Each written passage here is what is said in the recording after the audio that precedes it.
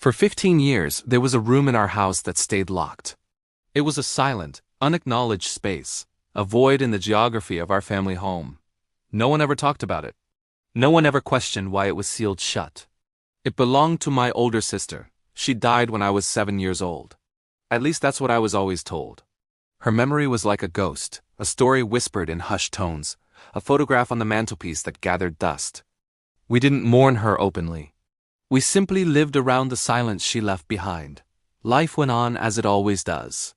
I grew up, finished school, and moved out. The locked room remained, a permanent fixture of my childhood memories. A monument to a tragedy I was too young to fully understand. When our mother passed away, the heavy task of clearing out the house fell to me and my brother.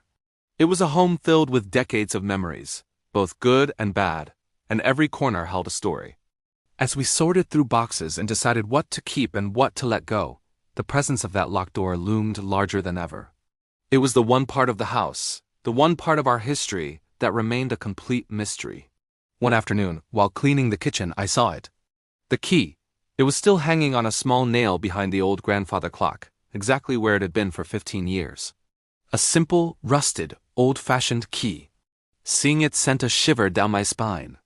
My brother was in the garden, and for a moment I was completely alone with this key, this tangible link to the forbidden room. All the unspoken questions of my childhood came rushing back. What was behind that door? Why had my parents kept it locked for so long? Was it a shrine? A memorial? Or something else entirely? My hand trembled as I took the key from its hook. It felt cold and heavy in my palm. I walked down the hallway, the floorboards creaking under my feet, each step echoing the years of silence. Standing in front of the door, I hesitated. A part of me was terrified of what I might find. What if the reality was worse than the story I'd been told? What if it was just an empty room, and all the mystery was just in my head? But another part of me, a much stronger part, needed to know. I needed to unlock this final secret of our family.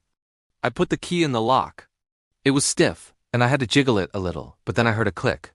The sound was deafening in the quiet house. I took a deep breath and pushed the door open. A wave of stale, still air washed over me. The room inside was perfectly preserved, a time capsule from 15 years ago. It was like stepping into a photograph. The bed was neatly made, the floral duvet cover smoothed out without a single wrinkle. On the wall, posters of her favorite bands were still tacked up, slightly faded by time.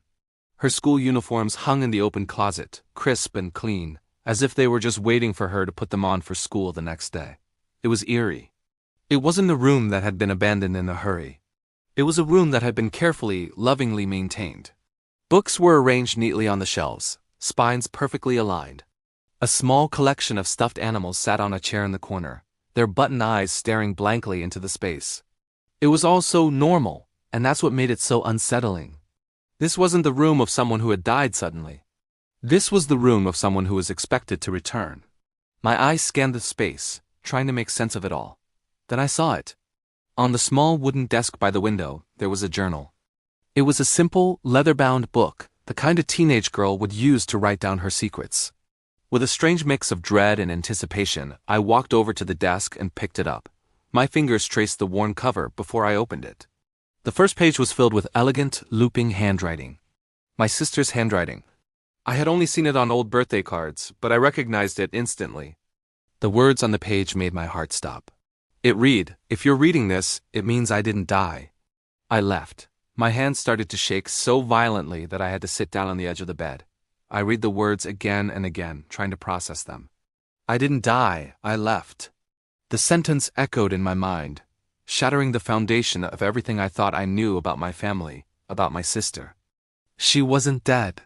For 15 years, I had mourned a ghost, a memory of a sister who had, in fact, been alive this whole time. The lie was so profound, so complete, it stole the air from my lungs. I continued to read, my eyes flying across the pages. She wrote about the immense pressure she was under. The weight of our parents' expectations, their dreams for her future that had become a cage.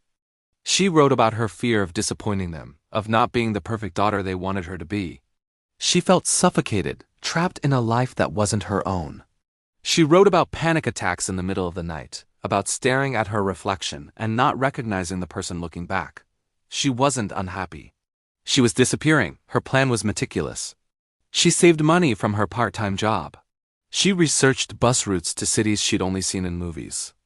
She carefully planned her escape, not as an act of rebellion, but as an act of self-preservation. She had to leave to save herself, to find out who she was without the crushing weight of everyone else's hopes on her shoulders. She faked her death, with the help of a friend, creating a story so convincing that no one would ever come looking for her. It was a desperate, drastic measure, but reading her words, I understood the depth of her despair. I understood why she felt it was her only way out. I turned to the final page of the journal. The ink was slightly smeared, as if a tear had fallen on it as she wrote. The last entry was addressed to me. Tell my little sister I loved her enough to leave. Tell her I didn't want her to grow up watching me fade away. I wanted her to have a life, a real one. I hope she understands. I closed the journal and the tears I had been holding back finally broke free. I cried until I couldn't breathe, deep, gut-wrenching sobs for the sister I had lost and the sister I had just found. I cried for the years we missed, for the lie I had lived, and for the incredible, painful sacrifice she had made. She wasn't dead. She was surviving. All this time I thought this room was a grave, a place of sadness and loss. But it wasn't. My mother hadn't kept it as a shrine to a dead daughter. She kept it as a promise for a living one. She kept it perfect, waiting, hoping that one day my sister might come home. Suddenly, the locked room wasn't a symbol of death. It was a symbol of hope. It was a testament to a mother's undying love and a sister's desperate fight for life. And in that quiet, dusty room, I finally understood the difference between leaving and being lost. My sister wasn't lost. She had found herself. And she had left a map right here for me to find her too. The story wasn't over. It was just beginning. Thank you so much for watching and for being part of this journey. If this story touched you, please consider liking and subscribing for more content. Until next time, take care.